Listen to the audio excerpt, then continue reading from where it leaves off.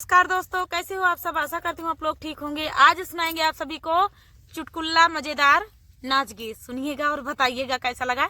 ये ननद भाभी का नोक झोंक गीत है। भाभी है, ननद को चिढ़ा रही हैं और चिढ़ाने वाला गीत है। तो चलिए सुनाते हैं ये प्यारा सा ननद भौजाई ननद को चिढ़ाने वाला गीत है।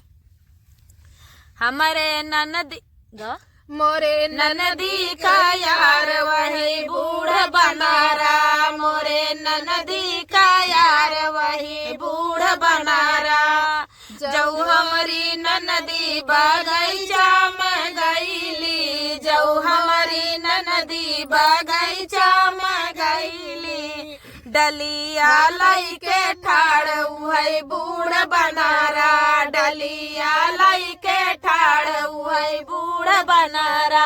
मोरी ननदी का यार उहै बूढ़ बनारा, मोरी ननदी का यार उहै बूढ़ बनारा। आया रे जऊ हमारी ननदी कुआनवा पे गईली, जऊ हमारी ननदी कुआनवा पे गईली। घरसरी लाई के ठाड़ उहै बूढ़ बनारा, घरैला लाई के ठाड़ उहै बूढ़ बनारा। मोरी ननदी का यार उहै बूढ़ बनारा, मोरी ननदी का यार उहै बूढ़ बनारा। अरे जऊ हमारी ननदी सुकनिया पे गईली, जऊ हमारी ननदी सुकनिया पे गईली। बीरावा लाई के ठाड़ उहै बूढ़ बनारा, बीरावा लाई के ठाड़ उहै बूढ़ बनारा। मोरी ननदी का यार उहै बूढ़ बनारा, मोरी ननदी का यार उहै बूढ़ बनारा।